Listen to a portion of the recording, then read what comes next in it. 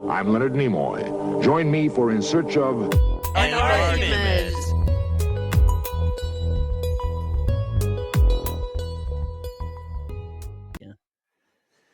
I got a green. Welcome. Jim and I are here. This is In Search of an Argument. I'm John Heintz. Welcome to the show. Jim and I are doing you were John Henley.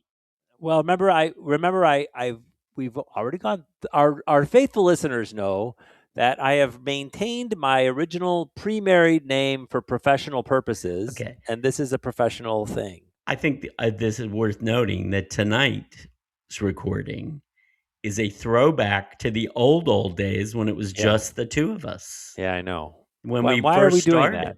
And why are we doing that? Why are we doing it? Because we want to do more episodes, and we can't always get everybody together to do more episodes. And you've done some one-on-ones with other people. This one-on-one, however, will be in the main feed. Yes, this will not be behind the paywall. So we can keep that Patreon wall, a Jim Gentili free zone. A Jim free zone. If you pay your money, you shouldn't have to listen to Jim Gentili. John, can I also ask can we go behind the scenes on the podcast before we get to our main topic? Yes, shall we? Okay, I just listened. If you are listening to this and you have not already listened to the previous episode, in which Beth talks about her trip to Greece and France, and Shelley does a tremendous job with a game about games, I urge all you listeners to it. But a couple of things that after listening and watching to it that I wanted to ask you about. Yeah. And some of these, and this may be a dumb question. So on the video part of it, yeah. What causes the switch from, is that something you do in the edit, or is it just person to person? How does the screen know to focus? Yeah. AI. Okay. So it just picks somebody to focus. Yeah, it's supposed to be. I mean, obviously it has some whoever has sound, whoever speaks. Well, except that there are times when more than one person is speaking. That's why. So it picks. Yeah. Okay. No, I think it avoids flipping too quickly. I think it looks great. I wasn't complaining about it. I was just curious how it was done. I mean, one thing I did learn in the last episode, and this is super in the weeds, but what the hell, we're going there.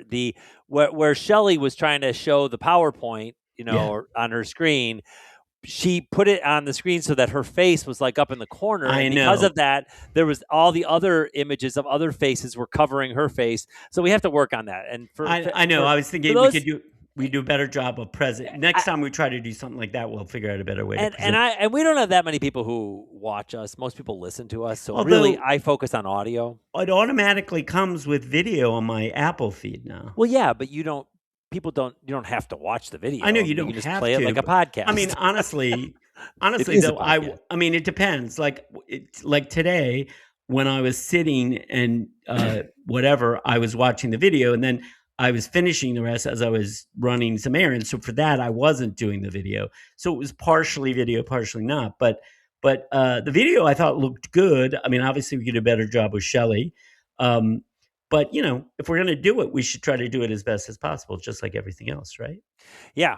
Okay. I agree. I have one other behind-the-scenes question. All right, one other behind-the-scenes. Not trying to embarrass anybody. Not trying to embarrass anybody. Well, I'm the only body here, so it'd be. I understand, but this is going out to millions of other people. I see. Why does Peg keep having problems? Because this is the second episode in a row that we recorded where, like, in the middle, she cut out. So for those of you who are Patreon patrons, you know that I did an entire episode devoted to solving Peggy's tech problems. And my working theory was that the computer she was using had a memory access problem. Okay. And I basically still think that. We did an entire, basically after 1 hour of recording, whatever video is caching in her local browser or something like that. And anybody here who is listening who has any tech knowledge knows that I don't know exactly what I'm talking about, but I think maybe they can be generous and give me some room to know there's something there. All right. Well, anyway, it locks her out. Okay. So what I wanted to ask or say or whatever is, I remember way back in the early days, and it may have just been us too, that far back, that you said to me, you need to get a better computer. Yeah. And you actually detailed your beloved sister and friend of the podcast, Mary Heintz, to help me get a new computer. And I'm wondering if we don't need to do an intervention on Peggy's computer. No. Yeah, I've already told Peggy that many times. Okay. She shot me down. So when I say you're going to have a new computer arrive at your door, she gets very upset. Okay. Well, maybe we should. That is probably what's going to happen. Maybe Santa Claus will bring her a new computer. Teaser for you listeners. We may be doing a podcast where we're all together in Grand Rapids this summer. Maybe if we do that, we can deliver a new computer to her. Also, it would help if we got lots of those Patreon subscribers so we can get Peggy. Yeah. All right, that's my behind the scenes. Jim, I have to tell you, given the way where you're sitting at home today, and in Brooklyn, New York, and given the angle of your screen and the fact that you have that beautiful bookshelf behind I know that's why I wanted to get it in the shot. I kind of want to know about. I think it's incumbent upon me to ask about the provenance of that particular piece of furniture. Okay, so that particular piece of furniture came to me from my brother Tom, who is at this point in his life, in his career, handles estates. And I don't know whether that was an estate he was handling that he got that piece, or because he's involved in that world, he sometimes is aware of other estate sales. But he got that piece, asked me if I was interested in it. Of course I was, because I have another... I'd have to tilt the screen, but you can see there's actually two different pieces, two different cabinets. Yes. One was my mother's old china cabinet, which she gave me years ago, which I use for books. I have lots of bookshelves. The book tour of the Jim Gentili apartment is there. But one of the reasons I did this is I just replaced the light in this beautiful cabinet. And I just, felt like showing it off. What can I say? Well, you know what? It's definitely been shown off, and it is lit up, and it looks great. And for those of you who are listening and not watching, it is just it does look a little bit like it's not meant to be for books. It looks like more like a china cabinet. It is actually both of them, and I can see both of them in the background. I can see both. But they work great as bookshelves. And of course, was one of those the ones where I recall a story a year ago where you had a crash to the ground. More than a year ago, where the shelves in the one that's lit up were glass shelves, and there was a crack in one and it broke, which hadn't, a crack that wasn't visible. Yes. When we put the shelves up and loaded with books, that shelf collapsed, and then it collapsed on the other one and broke so my brother Tom again, cut some wood to fit. And then under the guidance of Beth Shannon, who got me the right kind of stain, I stained them, and they're now in there. And Fantastic. I think they look pretty good. I mean, I think there's probably some people who say that the stain isn't an exact match, but that's hard to do. It's a really old piece. I also thought if I wanted to go back and maybe put another coat on, I think it might make a difference. But I don't know. I think it looks fine. I mean, if Beth Shannon says it looks okay, I'm generally going to go with that.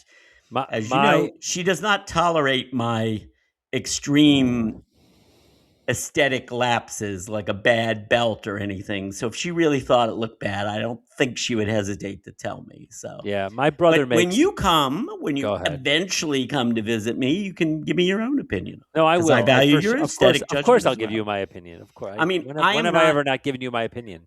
John, that's one of the things I love about you is that we can be honest with each other.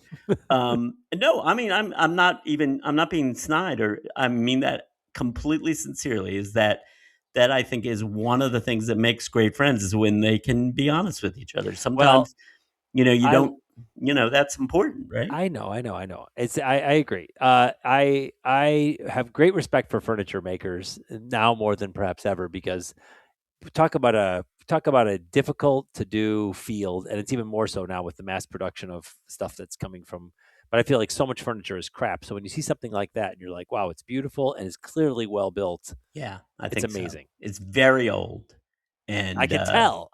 Yeah, there's a style too, and I wish I don't know what the architectural style is, but I don't know either. Well, so. I mean, I would need. Well, it's not architects; it's furniture style, but whatever. Yeah, but design. But as you know, I don't pretend to be have a great visual aesthetic sense, but I do.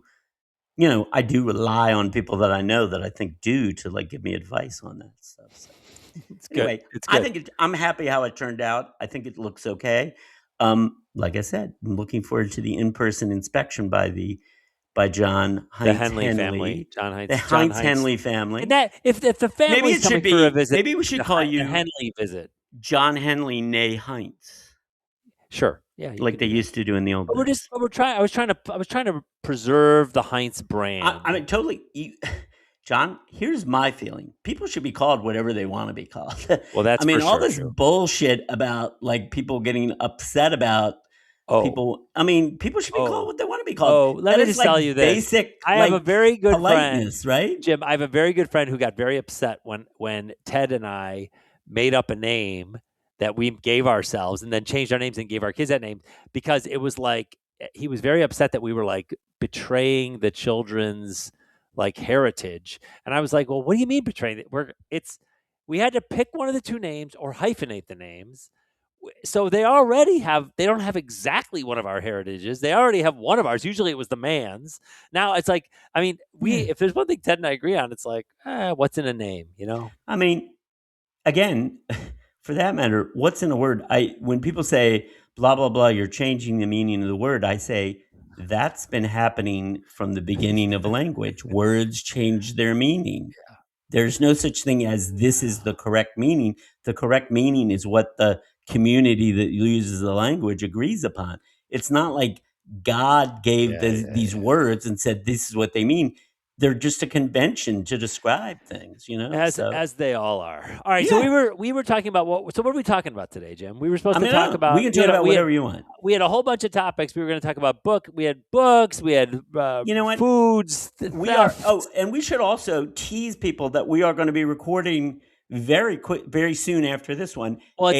Another episode with all 5 of us, which we're going to be talking. It's going to be a sort of a musical thing. I don't think we should tell them too much more than that.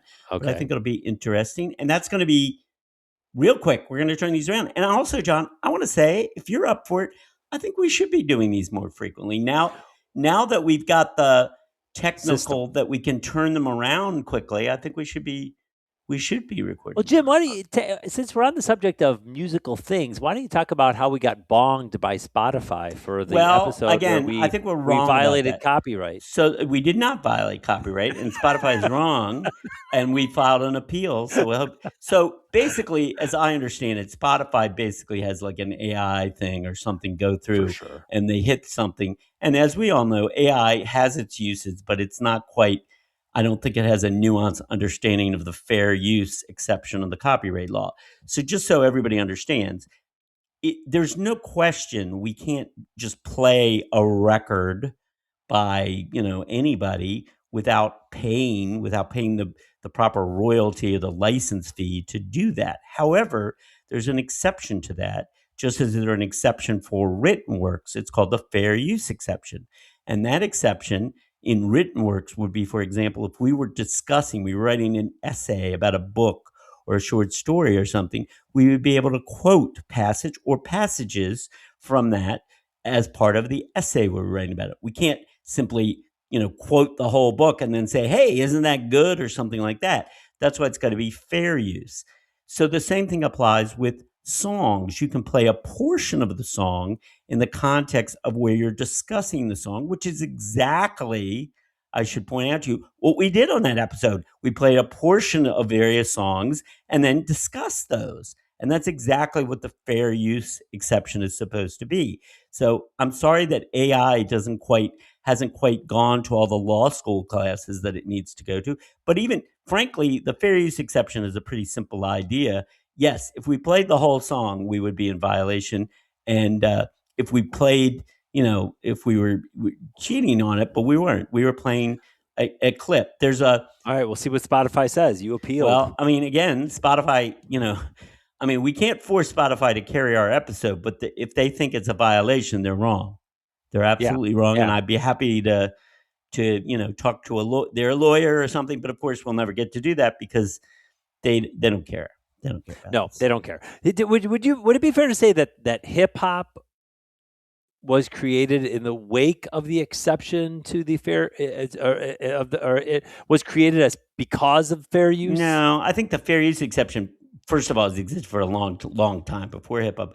But I think that there have been questions raised about whether or not how sampling, which is I guess is what you're referring to as hip hop, where they sample things, how that is that. I mean, literally, normally, like there's a little bit of a difference between like if I'm writing a novel and I quote from another novel, that's not quite the same as the original intention of the fair use. The fair use is where there is generally thought of to be where there's a, for want of a better term and not to sound too highbrow, a critical discussion of the work that you're quoting. Now, is the sampling in essence a critical? It's a question that's been batted about, and I'm not an expert on the status of it. I think what has happened now that hip hop has become a very successful genre is that most of the time there is some kind of financial arrangement when they're using a sample. That wasn't true at the beginning, but of course at the beginning hip hop was sort of an underground thing, and there wasn't a lot of money involved in it. So you think even today, today you think that when you hear a song that has a recognizable sampled piece from another song, that you think there's actually money exchanging hands? I think probably it's all worked out because, I mean, I'm not saying that's true in every case. I mean, if you're talking about somebody just coming up on YouTube, like somebody brand new, they may be doing it. But once you are established and like quote a record label assigned you, I'm sure the record label. Once you're making money at it, you become a target. Well, it's not that you become a target; it's that the record label just makes a deal. Like they all have an interest. Yeah, sure. In it's sure if it's successful and it's perpetuating the old song. Yeah, I get it. Okay, there's a separate issue though, which also comes up, which is whether you get does the person that you sample from, should they get a songwriting credit? That's another. Let's hold that. Let's hold that thought. I think that might be highly relevant to a soon-to-come podcast. If we want to talk about that, we should try to get somebody who actually is an expert on. We should talk copyright about law, because I am not. I know a little bit about it. But the story that I keep thinking of is my brother told me about how Ray Parker Jr.'s song "Ghostbusters" is lost Huey Lewis in the news for "I Want a New Drug." Yeah, I've listened to those songs back to back, and I got to tell you, I don't know what they're talking about. I don't hear. No, I disagree. They don't sound the same. I think it's pretty obvious. At all. They sound very much similar. Yeah, I don't think they sound the same. I mean, maybe it's because I know both songs independently. I can't hear them the same. I think if you could play them without the lyrics, I think you'd hear it more clearly. It's the tune, obviously. It's not the lyrics. It's cracking me up how I can't do it. It's also interesting. There's a podcast I listen to, and by the way, it's a good example because this is a guy who has a free podcast. You don't have to pay anything to listen to it. He has bonus episodes behind a wall in Patreon. Yeah, and literally, this guy says you pay whatever, as little or as much as you want. Yeah. To support it, to get access to those. Yeah. And according to him, he's now making enough money off that podcast to support himself. Well, that was always the idea. And he is also someone who because the podcast is about the 500 most important songs in the history of rock and roll. And so he is through every episode, he's playing snippets of songs. Wow. And he's getting away with it. Is he on Spotify? He's getting away with it because he's not doing anything wrong. Well, I don't know. So I'll be curious to see how Spotify comes down on this decision. Well, I don't know whether he's on Patreon. That's his main. That's his platform. I don't know what happens with Spotify. I will tell you also that it's possible because his podcast is successful that Patreon probably has their own lawyers, and they probably, if we had a big successful podcast on Patreon that was drawing lots of money and stuff like that, they make a deal. Patreon would probably be helping us deal with Spotify. That's my guess. Yeah, I don't know that for a fact, but that's my guess. Yeah. Patreon sure has lawyers that can straighten this stuff out. Or, you know what else? Patreon could also, if you have a really successful podcast that's drawing listeners into Patreon, they might even pay some money to Spotify to tell them to shut the fuck up. I mean, these things, as the great or the maybe not so great, depending on your point of view, Don Ohlmeyer was a TV executive producer, as he once said, the answer to all your questions is money. Yeah, I know. Yeah.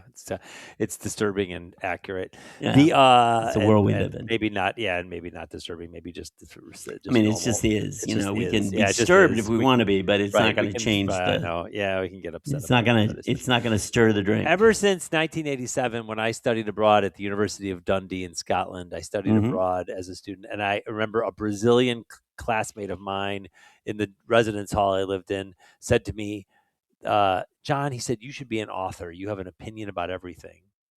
Ever since then, I thought we were going to do the podcast because I was like, what the hell? I have opinions about everything. I can talk about anything. I totally think that is one of the reasons why we started the podcast. Listen, I have some, since we're not doing anything else but talking sort of meta podcast issues, I have an idea for a podcast, which I hadn't shared, but can I share it with you? An episode or a full series? An episode. Oh, okay. Go ahead. Okay. So my idea is that we would recruit some, 20-somethings. Yeah. Maddie, who's been with us before. Well, Maddie has to talk to us again. Shelley has some young relatives in that age range. So does Beth. So do you. Yes. I don't. I mean, mine are older than that, but But what my thought was, we could recruit them, and the idea would be we would, like, each of us old geezers would give out like a name and or a term, and see, do you know who this is or what this means? Yeah, and they would do the same with us. Sure. I mean, like, they could say, do you know who so and so is? And maybe some of us do, maybe some of us don't. My guess is most of us probably don't. Or they could give out some term that we may not know what it means, or we may think we know. I am far more interested in hearing what they say, what they quiz us about, but I think it's also and what I quiz them about. No, but I understand that, but I think it would also be interesting to see. Like, I'm curious, like, what made me think of this is there was some person that, and I can't remember who specifically I was thinking of, who was pretty important, who I think, but let's just say for the sake of argument, I think like all five of us, if we said Richard Nixon, right? Yeah. Richard Nixon, former president of the United States, we would have some more than just saying, oh yeah, he was former president of the United States. He was one of the presidents of the United States, right? I mean, even though, all of us weren't particularly old when he left the presidency, we were contemporaneous enough to have some sense of something to say about Richard Nixon. Maybe I'm wrong about that, but I'm just using him as an example. Sure. I wonder if you said the name Richard Nixon to 420 some year, it's also quite possible that you get different. Some of them may know more about this than others. That's part of the thing. Is that, like, I wouldn't assume it's all across the board. Some of us may know more about some of the things or some of the names they toss out than others of us do. But it'd be interesting. I just think it's sort of I don't mean it to be like a generational gap, like we're saying one is better than the other. I just think it'd be interesting to sort of compare like different things that were important in our lives and versus things that are important in their lives, and sort Jim, of compare. For me, what that raises is the nature of reality. Sure. Like, the nature of reality for somebody who is 19 today is different than the nature of reality for us. I agree. And I love to quantify that and get into that. Like, why is that? How is that? What does it look like? But I mean, some of it is distressing because some of it is like, people don't want to remember the Holocaust. Or people don't want to, like, there's distressing things that come from that, like, lack of a historical frame, from my perspective. But if it's just reality, if that's just reality, that different people of different ages and different experiences and different cultures, because I don't think that, Jim, I'd say, for me, that not only exists between generational differences, that exists between cultural and geographic differences. Unquestionably, that's true. I think that happens contemporaneously. And that was, if there was one thing that I got from living abroad at a young age, it was like the world is totally different when you're looking at it from here to there as opposed John, to there to agree here. with you more, but we could also do the same sort of thing if you wanted to get like 4 people. I mean, and I know between you guys, we could definitely do this. We get 3 or 4 people who are, haven't grown up in America and haven't lived here most of our lives, and have like a sort of cross-cultural sort of thing. I thought doing it this way might be a way of getting into that, is like, let's do that by putting out some names or some terms. It's a way to get into that conversation. Sure. Yeah. Exactly the point you're making. I couldn't agree with you more. I think that is true. I'm not even saying it's bad. I think it's just one of the things I'm curious about is like, what stuff does get like look, we all have this fund of knowledge of like things from the past, of American history, world history, cultural history, like, pop cultural history. I mean, do they all know? I mean, I'm just throwing out. Do they all know? Do the 20-somethings know who the Beatles were? Jim, I find Jim, for sure. That's for sure true. I remember traveling down the Nile in Egypt in the early noughts, maybe the late 90s. I think it was early noughts. And Peggy would know the exact answer to this because I was with Peggy. But we were traveling down the Nile, and I remember mentioning to someone in some town, Aswan, somewhere in southern Egypt, mentioning that I was from Chicago. And it used to always be when you said you were from Chicago in some far-flung country, people would go, oh, Al Capone. And then when I was in Egypt, I will never forget this. They were like, Michael Jordan. And I was like, somehow Michael Jordan overcame Al Capone in Egypt as the reference factor for Chicago. And then fast forward to me being in China, people had no idea what Chicago was.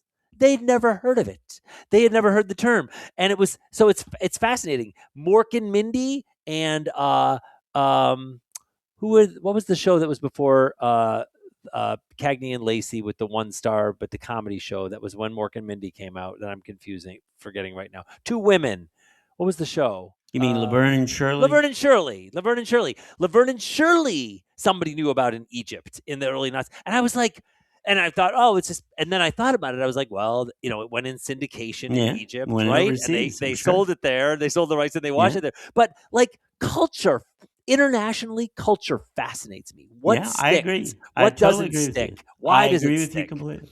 I think that is compare that to time. It's amazing. But I mean, just a small example of that. And obviously, I have not traveled overseas nearly as much as any of you other guys. But when I've mentioned this before, but I think this is a small example, which, again, I don't want to overstate it, but I thought it was a little eye-opening. When I went to Ireland and we would meet people and we'd say we're the U.S., a lot of people, not everyone, but a lot of people, Bill Clinton, he was great. And of course, Bill Clinton, we think of him for many reasons. I think the first thing a lot of Irish people think about him is that he played a role in the Good Friday Accords, which is a real big deal for them. And it's a good thing here, but it's not like it's the forefront of most Americans' mind. That's the way it is. Yes. Now that's a small and one-off example, but there's a lot of things like that. I was in a gay bar in Shanghai, in a little gay bar with a bunch of international types, expat types, and I remember being there in whatever year that was, in pre-pandemic, but pretty soon before the pandemic. But I remember meeting this Russian guy, and all of us, this group of expats from the West mainly, talking with him, this Russian guy, and he was talking about how he wanted, he was like, it was when Putin was starting to kind of take over more authoritarianly, or maybe he would already, he was doubling down on it. And he was apologizing and saying, Russians really want to be friends with, you, and we all can get along. And I spent so much time after that, and I still do, when I think about like the problems with Putin or the problems internationally with politics or the issue, the war in Ukraine, I try to focus on that guy. And I try to focus on the local reality of a human being I knew who was actually from there and who I can connect with, and not get stuck in the media frenzy that is, often not my lived experience. It's not my lived experience. And I don't know. And I actually think that's one of the glories of getting older is I think when you get older, you kind of live in the moment a little more again, the way you did when you were younger. It's interesting. That is an interesting point. I also mentioned, I think I mentioned on the last episode that I was working on a future episode to do a quiz about sex stuff. And a large part of that is because I happen to stumble upon some surveys that show a big contrast between, like, say, the US and Europe in responses to attitudes about certain things and certain practices. And At a point in history or currently? Oh, no, contemporary, right now. Oh, okay. Oh, okay. And I think that's that's another interesting example of, why, I mean, obviously there are reasons for that and we can speculate with the reasons, but I think some of it is stuff we, and maybe it's not surprising to everybody else. Some of it is, I thought it was pretty interesting. I find any international differences, today finding international differences seems to me to be more fun because I'm sorry, but the homogenization. World Wide Web has homogenized things. Absolutely. And it just has. So it's like, which is when you find some differences, you wonder, how do these differences still persist after all this? How do they preserve them? And how do they, or not preserve? Why do they still, why do they why persist? haven't they been fully erased? Who knows? I mean, part of the problem is we don't really know what the differences were 50 years ago. Maybe we do, but it's hard to find like the survey tools that you could compare and contrast. Some of the cases you might be able to, and that's when I said it wasn't ready, it's because I'm still working on like trying to do all that and see how far I can get. You gave me some book years ago that definitely, and maybe it was Tony Judd's post-war, but you gave me some book that at least attempted to contextualize internationally the Kinsey reports. But the Kinsey report, it was some book you gave me that tried to internationalize the Kinsey, because I think the Kinsey was at all U.S., wasn't it? Yes, as far I believe so. That is correct. And of course, there's some question with the Kinsey report. There's been a lot of. I mean, obviously, not to say the Kinsey report has no value, because of course that's not true. But there's a lot of subsequent scholarship which indicates that a lot of the Kinsey report wasn't as refined or wasn't, as completely accurate as it might have been. Not to say that a lot of what they is important. No big surprise. But I mean, I also feel about that the same way I feel about a lot of stuff, which is that, on a broad level about like scientific inquiry, any kind of inquiry is, we should make evidence-based decisions and the evidence we have available, but we shouldn't delude ourselves to think that we have all the evidence available and that 10 years, 20 years, 50 years, 100 years from now, we won't have more evidence, different evidence, and some of the things we believe now will, and not believe now just because we believe them, but because the evidence would indicate we should believe them, will turn out to have not been true. That more and better evidence shows that we were mistaken, and more and better evidence shows that that we have to refine what we said. It's not quite as this or that. And I mean, obviously, history teaches that all the time. We learn more about medicine. We learn more about everything. Annie Hall with ice cream and cigarettes. Right. Exactly.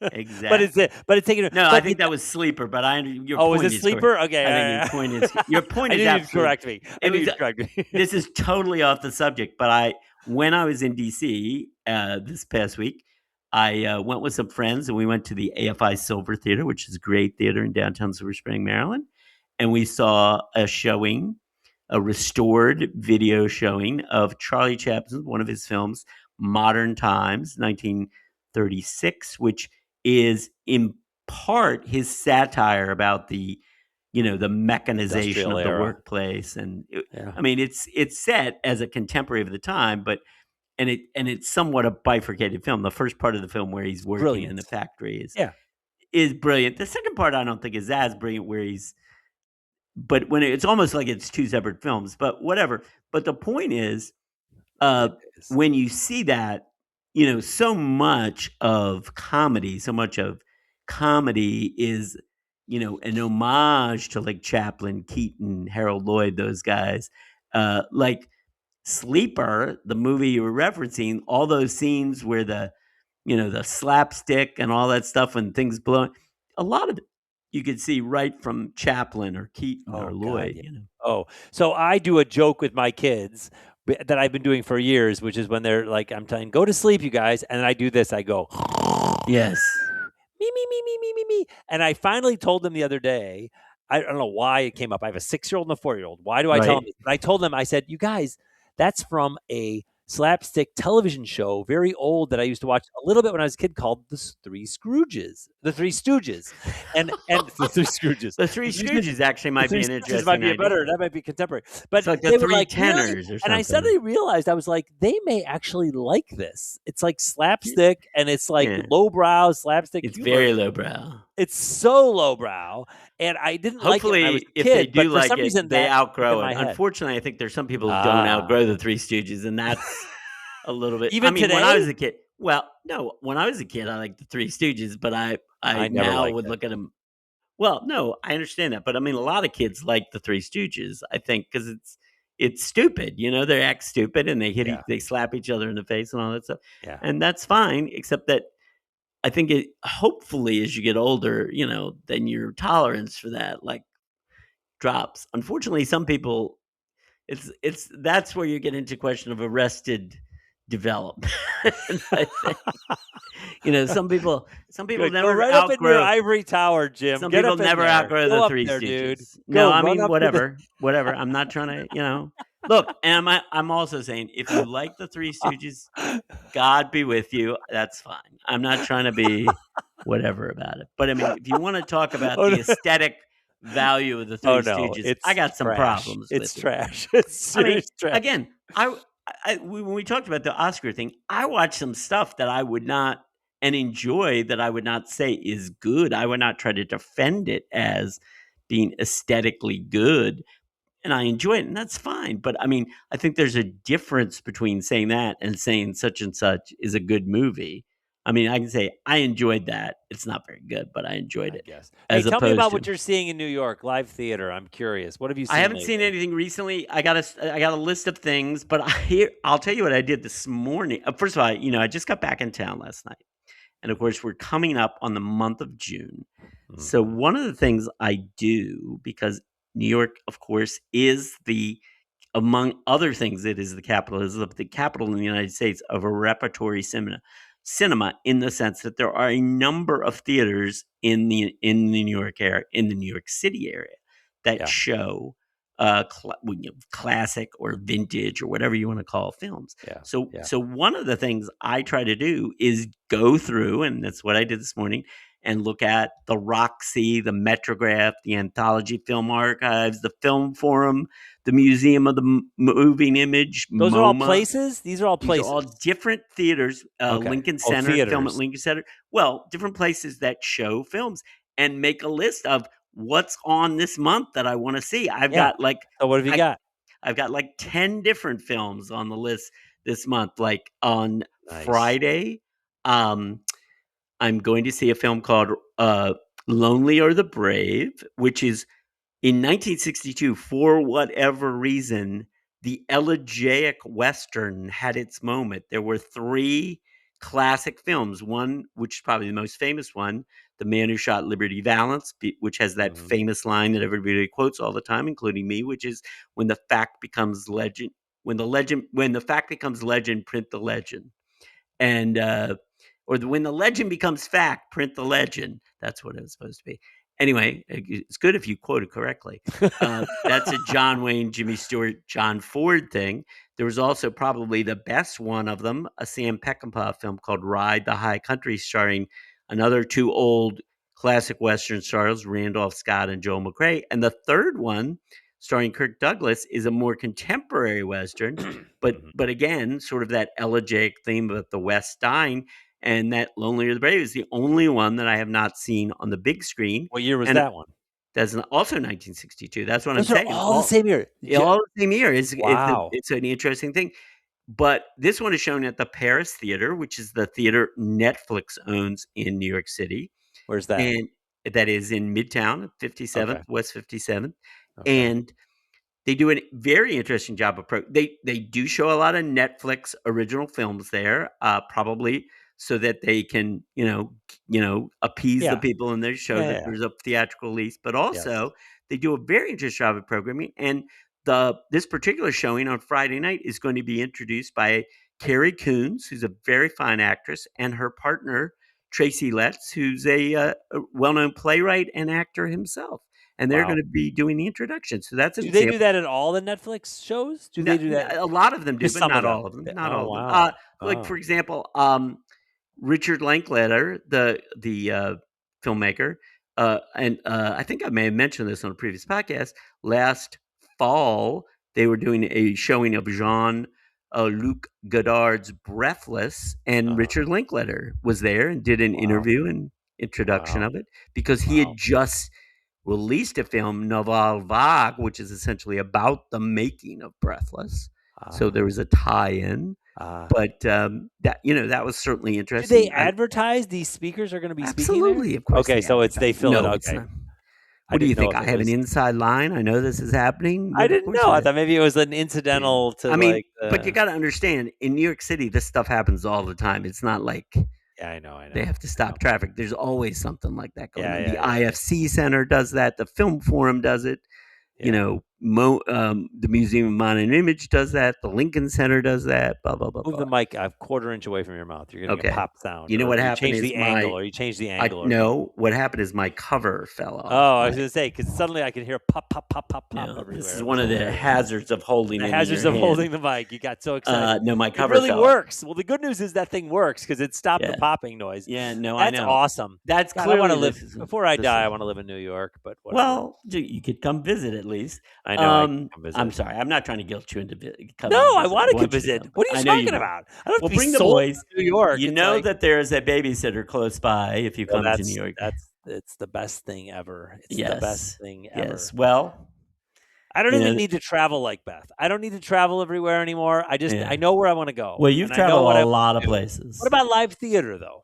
Well, I've got a list of things. The last thing I saw was Kelly O'Hara and Rose Byrne in a revival of a new Noel Coward play, Fallen Angels. They've both been nominated for the Tony Award for Best Actress, and they're both very good in it.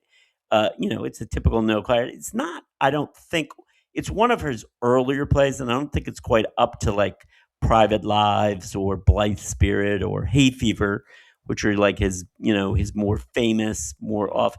But I think they wanted to do a little something different. It's certainly funny. It's certainly got enough funny stuff in it. And the second act, essentially for the whole second act, Rose Byrne and Kelly O'Hara's characters are drinking and getting drunker and drunker. And it occurred to me while watching that it had very much of a Absolutely Fabulous vibe, if you remember that show, Ab Fab, if you remember that. Of course. And I have to think that the creators of that show, Lumley and Saunders, must have at some point seen some Noel. I'm sure they did. You can't, of course. They can't have been actors in the British tradition. And that, it very much infused that sensibility of those characters.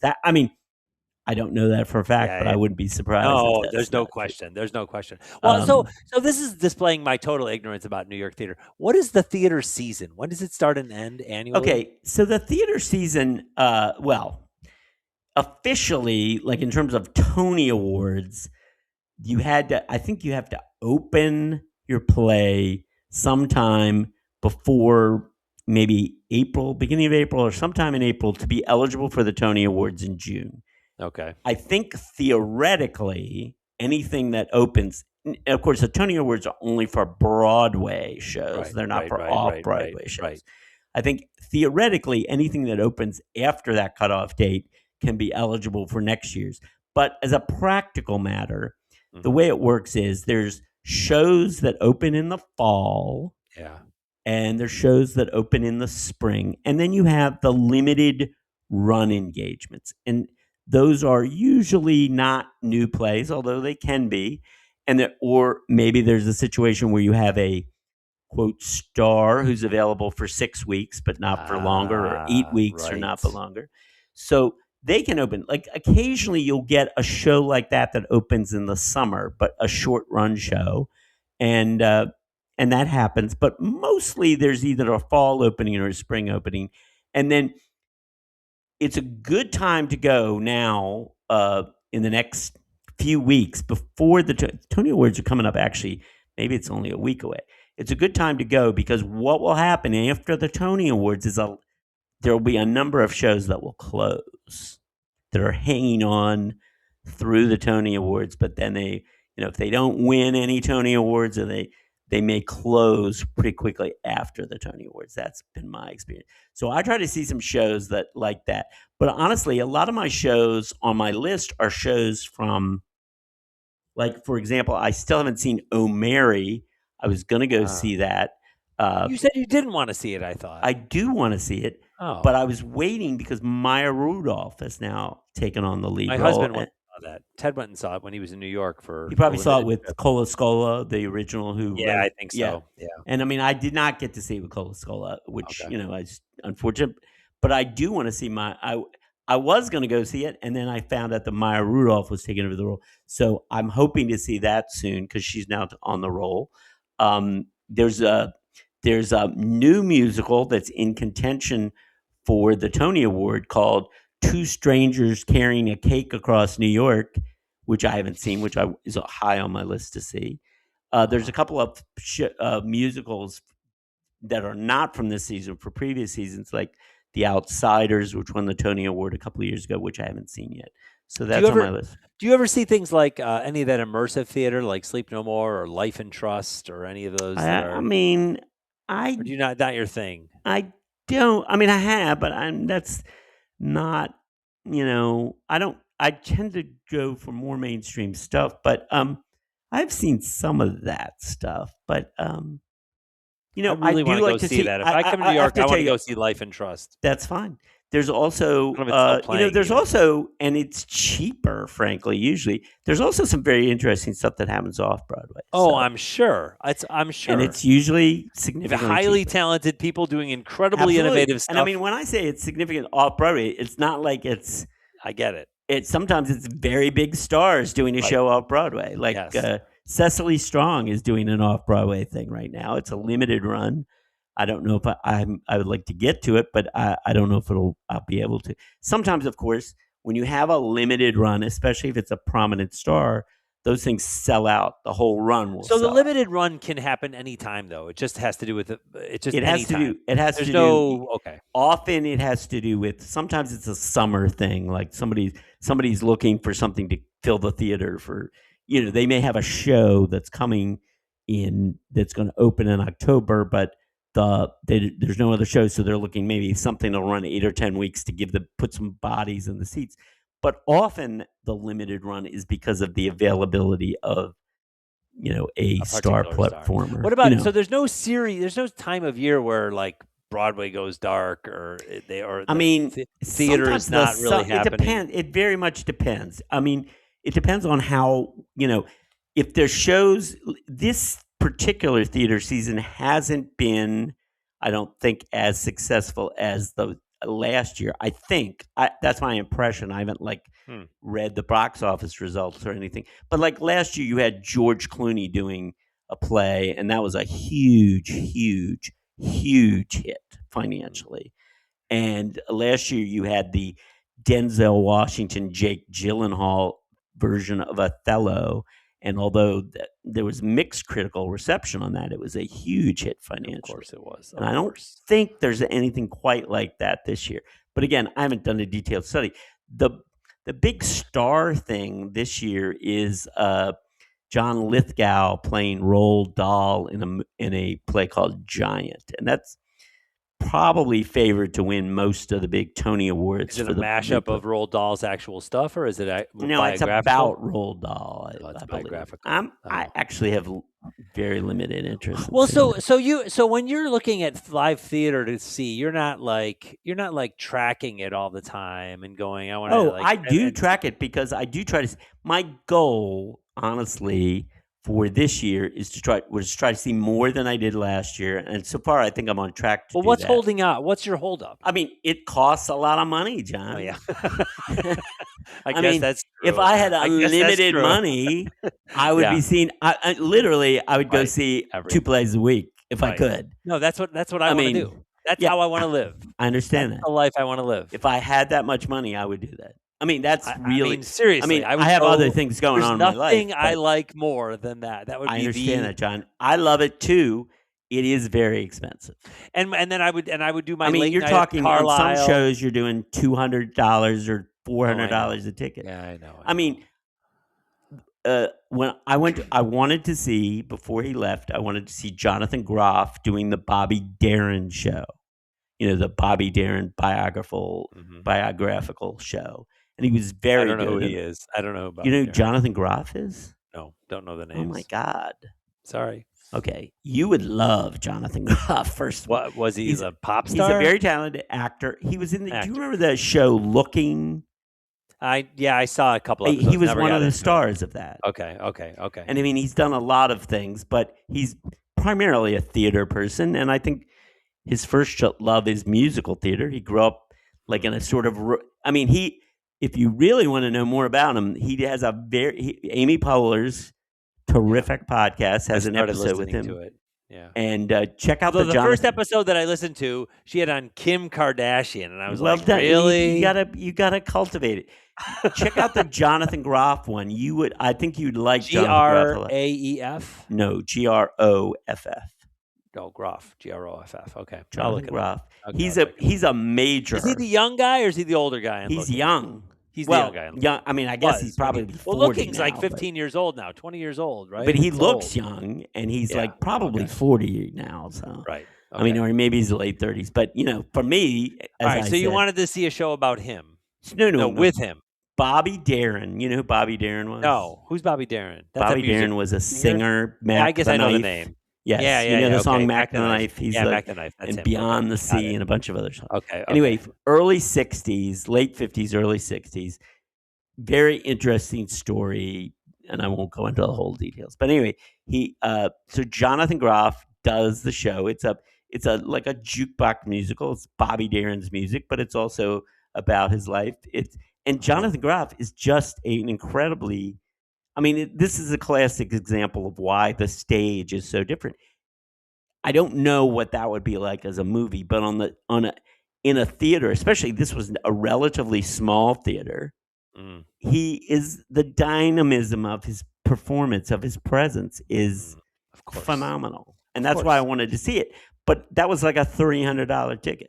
Oh, wow. Because it was a small theater. I mean, is a small theater. It's Jonathan Groff. It was essentially, pretty sold out. I mean, you're not going to get like a discount ticket for that. Not too that was off Broadway. No, that was on Broadway. That was on Broadway. Yeah. So I didn't know Broadway was has nominated some small for Tony theaters. Awards last So Broadway year. doesn't necessarily mean big theater space. It could be a small theater. I mean, Broadway. I mean, it's a relatively small theater. I think most Broadway. I'm not sure, but I believe there's a minimum size to qualify for a Broadway theater. But some Broadway theaters are much bigger than others. There is a wide variance. Some of the theaters where they had the big musicals tend to have a lot of seats. Like the Winter Garden. I'm talking like I know this, and I think this is true, but I haven't had a chance to check it out.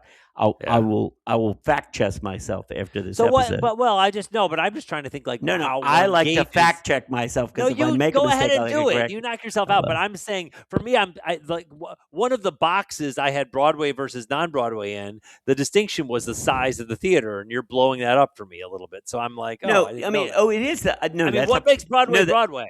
That's a fair distinction. Well, there are certain theaters that are designated, and it is because of their size. But once you reach the minimum Broadway size, there is a wide variance between some of the Broadway theaters. They all have to meet a certain size, but there's a wide variance once you get beyond the minimum size. Do you understand what I'm saying? Yeah. Okay. Yeah. Well, I mean, it also the other reason I asked you about the seasons is because I think to myself, the way I've if you want to see the most stuff on Broadway, typically the time to go is the spring, because what happens is there's a urgency for a lot of shows to open in time to qualify for the Tony Awards. So there's tickets. Well, it's not just I mean, there's tickets. They may be hard to get, but in terms of the quantity of shows that are available, that is typically the best time is to try to go in the spring, because what you have is you have a bunch of shows that open in the fall, you have a bunch of shows that are left over from the previous season, and you have a bunch of shows open. So that's typically, like, in terms of the quantity of Broadway shows running, is the spring is the peak time. All right. Does that All make right, sense? well, Do you understand what I'm saying? No, Hey, yeah. I mean, since how we're many talking shows about can I fit fact in? checking, could I mention that I made 2 mistakes on the Oscar Oscar Go ahead. episode? Yes, go ahead. So Fact checker. one is I vastly understated the number of Academy members. And Okay. partially that's because the Academy has expanded greatly in the last 10 years as they've been trying to add more diverse and younger. But I understated it by about 2/3. And the second is that Quentin Tarantino. Well, how many is it? How many are there? I think it's about. I think I said it was like. No, of course. Just I think I said guess. it was like 5,000 or 6,000. I think it's actually closer to like 16,000 or 17,000. Okay, got it. Okay, wow, it's huge. Okay. Well, And what was it's, the other in factor? terms of the whole entertainment industry out there, it's not that huge.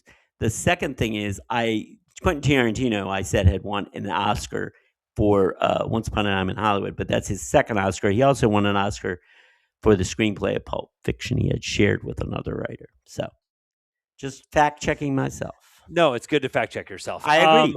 I mean, first of all, everybody makes mistakes. I just think it's important to, if you find out you made a mistake, to let people know. The 2 areas where facts matter to me, or fact checking, or this comes up for me, is one, the fact that I get Substacks all the time, and I looked at a guy named, I think his name is Herb Greenfield.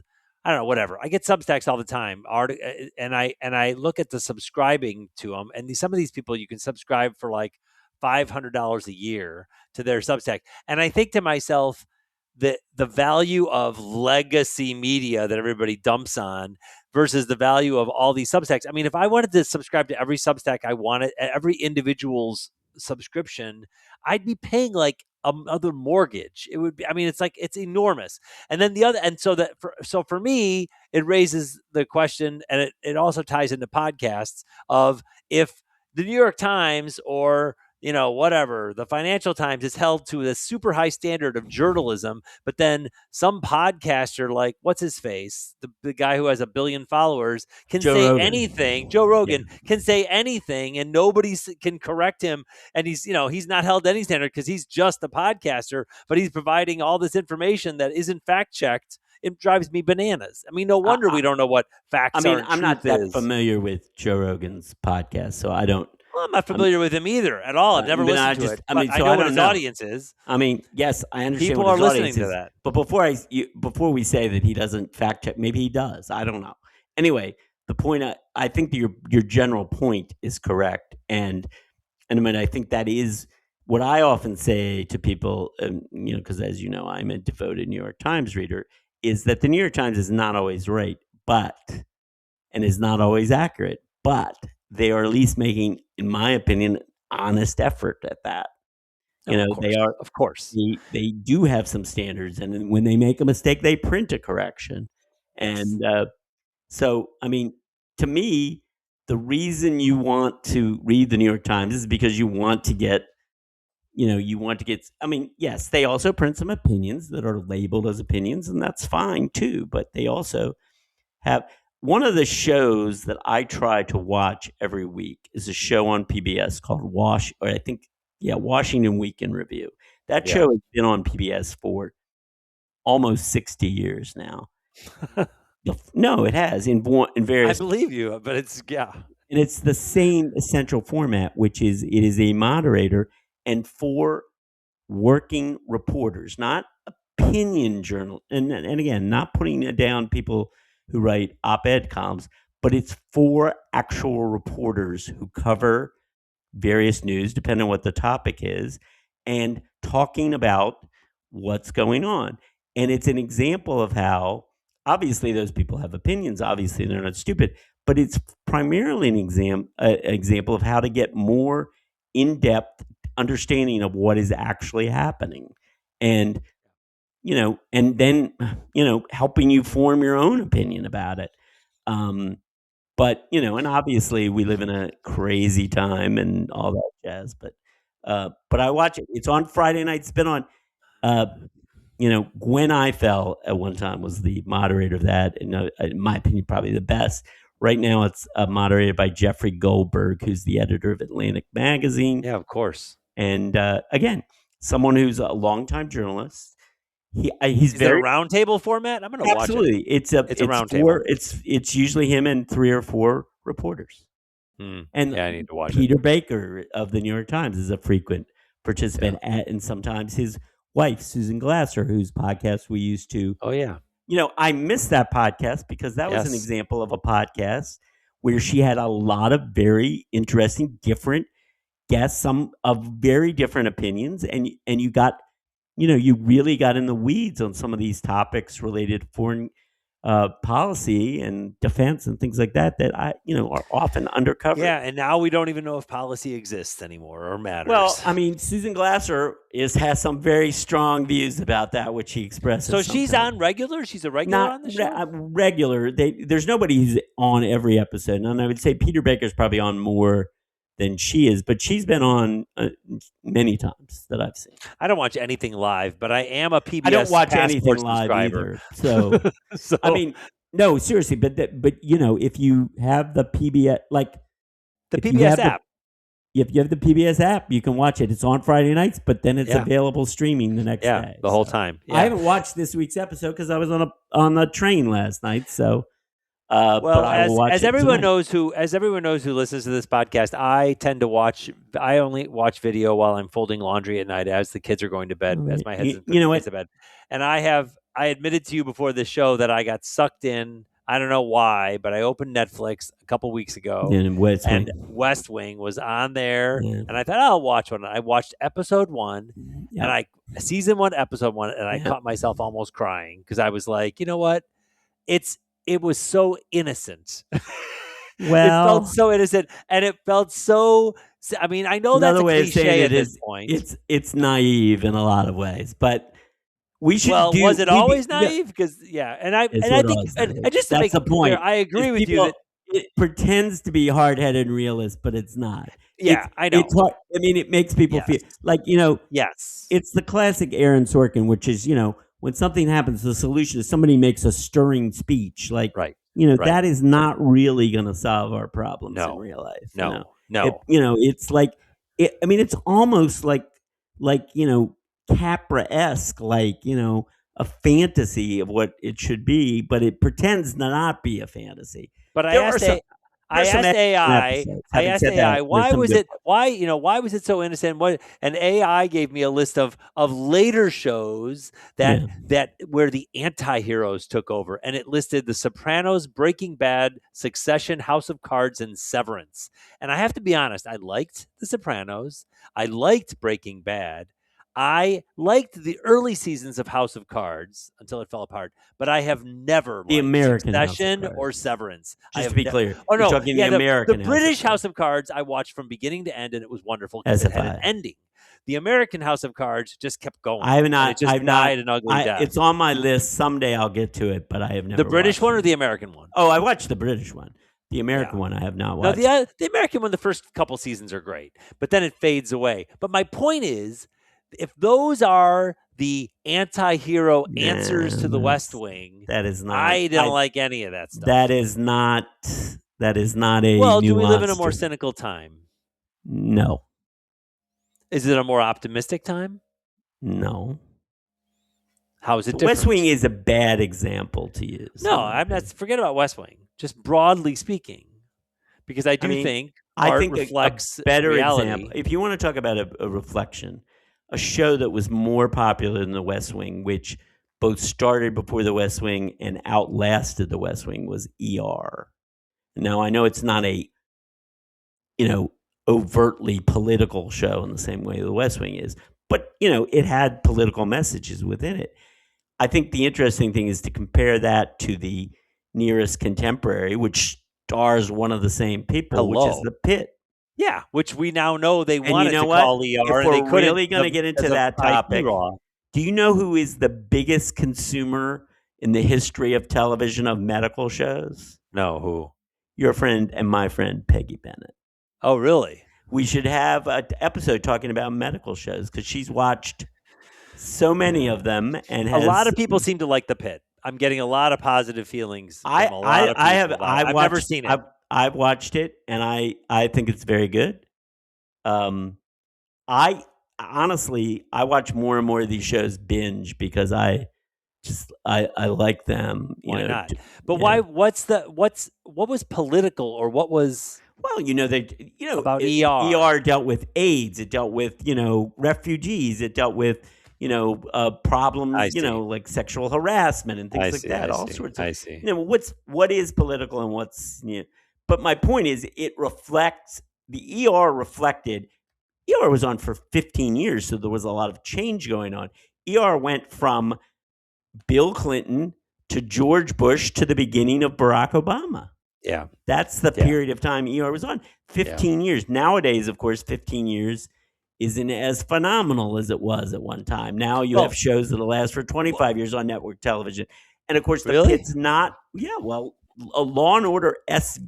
Oh, yeah, sure. That is now about to have its 28th season. Yeah, no, that's crazy. It's like the Mousetrap in London. Something like that. It's like we should probably think about wrapping up because we're past an hour. I know. Let me just say this, though. I can't believe season 1 of The West Wing had 22 episodes. Yeah, that's the way it was. And now a season of a show is what, 8? Still on network television, you still get 20 or 22 episodes usually. Well, because it is. Well, all right. But maybe I should watch more network It's TV. the difference between network television and streaming or cable. Yeah, is that. And frankly, when you talk about why so many streaming shows are, to me, again, this is an oversimplification, and there have been some great network shows. It's a podcast. We're supposed to oversimplify.